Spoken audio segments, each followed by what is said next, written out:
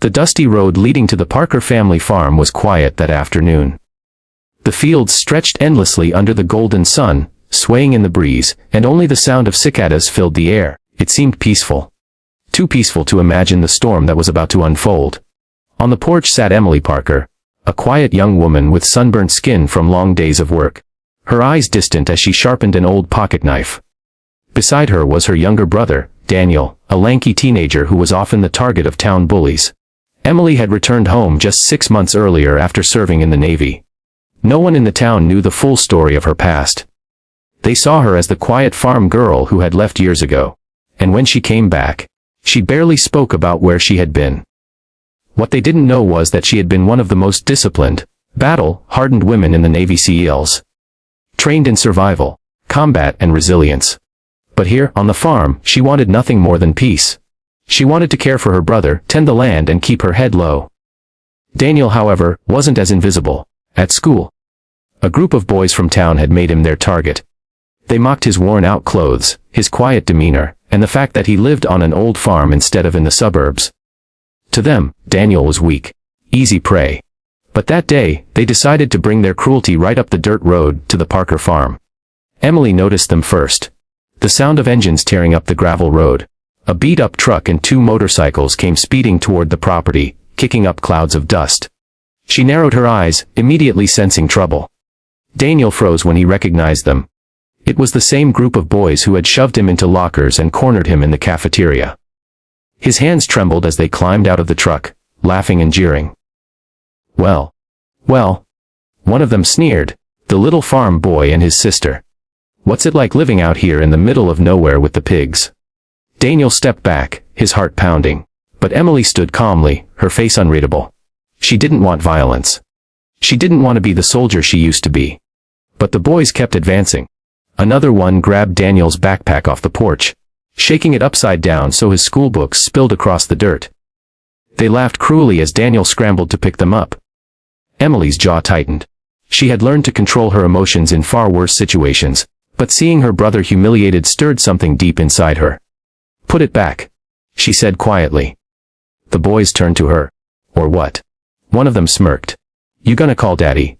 "Oh wait, you don't have one, do you?" The insult cut deep. Their father had passed years ago, leaving Emily with the responsibility of raising her brother while also fighting her own battles. Still, her expression remained steady. She stepped forward, her voice low but firm. "Leave my brother alone."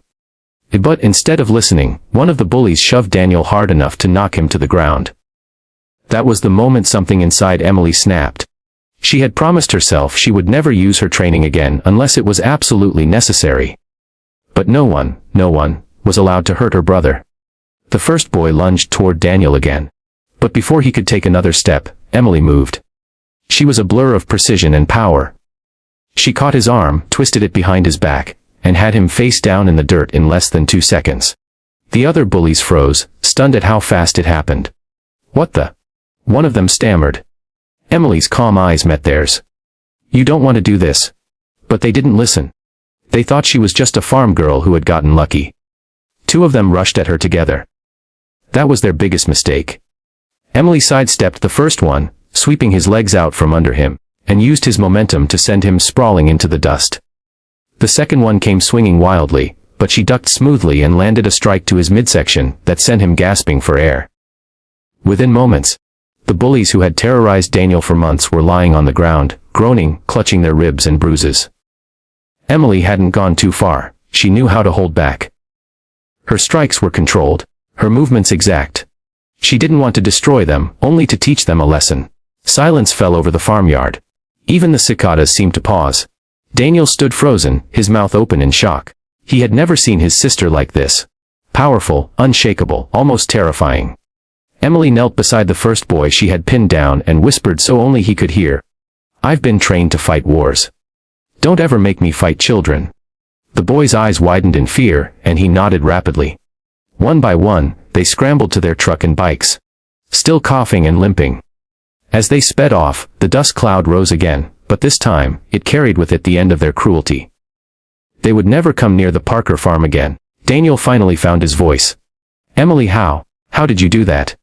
Emily gave him a small smile and helped him to his feet. Let's just say I've been through worse. He looked at her differently after that day. No longer just his quiet sister, but a protector, a warrior who had sacrificed everything to keep him safe. For the first time, Daniel felt proud to stand beside her. That night, as the sun set behind the fields, Emily sat quietly on the porch again, staring into the horizon. She hadn't wanted to use her past. She had hoped she could leave the Navy SEAL inside her behind. But sometimes, protecting the ones you love means reminding the world who you really are. And in that moment, she wasn't just a quiet farm girl anymore. She was proof that strength doesn't always need to be loud. Sometimes it's silent, patient, and waiting. Until the moment it's needed most. The bullies never returned. Word spread quickly in town, and though no one knew the details, everyone understood one thing: clearly you don't mess with the Parker family. For Daniel, the lesson was deeper. He realized that bullies feed on fear, but courage, even quiet courage, can break their power. With Emily by his side, he knew he would never face the world alone again. And for Emily, it was a reminder that her strength wasn't a burden. It was a gift, one she carried not for herself, but for the people she loved most.